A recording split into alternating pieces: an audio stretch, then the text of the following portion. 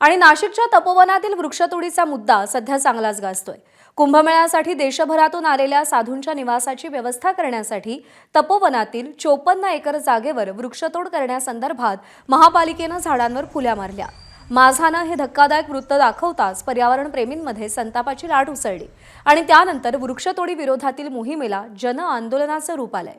ज्या जागेवर साधुग्राम उभारलं जाणार आहे ती जागा कशी आहे, तपोवनावरती किती घनदाट वृक्षराजी आहे, झाडांनी तपोवनाचा नेमका किती परिसर व्यापलाय, असे अनेक प्रश्न सर्वसामान्यांना पडले आणि त्याची उत्तरं मिळवण्यासाठी एबीपी माझानं इथं ड्रोनद्वारे चित्रीकरण करत विशेष रिपोर्ट केलाय। पाहूया।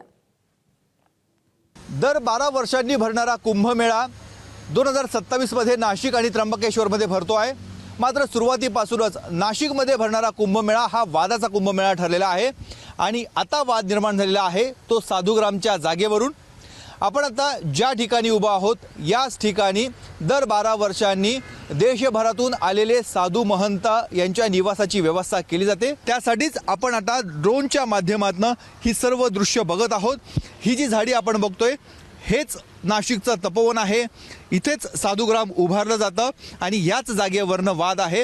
नाशिक महानगरपालिकेने जी गणना केली आहे त्या गणनेनुसार 1825 झाडं आहेत आणि ह्या सर्व झाडांवर पिवळ्या रंगाची फुली मारण्यात आलेली आहे आणि ही झाडं तोडली जातील असा संशय पर्यावरण प्रेमींना आला। यावर हरकती मागवण्यात आल्या, सुनावणी देखील झाली, मात्र त्या सुनावणीमध्ये कुठलाही निष्कर्ष निघालेला नाहीये। त्यामुळे दिवसेंदिवस आंदोलन अधिकाधिक चिघळत चाललेलं आहे। हा परिसर यासाठीच महत्त्वाचा आहे कारण इथून गोदाघाट अवघ्या 1 किलोमीटरच्या अंतरावर आहे। त्यामुळे साधू महंतांना इथून गोदाघाटावर शाही स्नानासाठी शाही मार्गाने जाणं सुलभ होतं असा प्रशासनाचा दावा आहे। एकूण साधारणतः 377 एकर जागा नाशिक महानगरपालिकेने आरक्षित केलेली आहे। त्यापैकी सध्या 94 एकर जागा नाशिक महानगरपालिकेकडे आहे।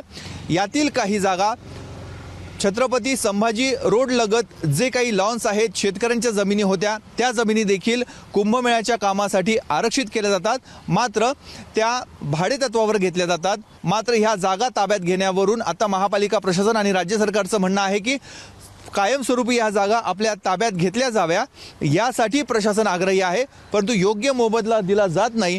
त्यामुळे जागा मालक सध्या तरी ह्या जागा द्यायला तयार नाहीये आणि त्यामुळे हा नवा वाद निर्माण झालेला आहे। नेमकं या जागेवर तोडगा कसा निघणार, सुवर्णमध्य कसा काढला जाणार हे बघणं अत्यंत महत्त्वाचं आहे। Drone operator Siddhesh Sarode, cameraman Kiran कटारेसह मुकुल कुलकर्णी, एबीपी माझा, नाशिक। एबीपी माझा, उघडा डोळे बघा नीट।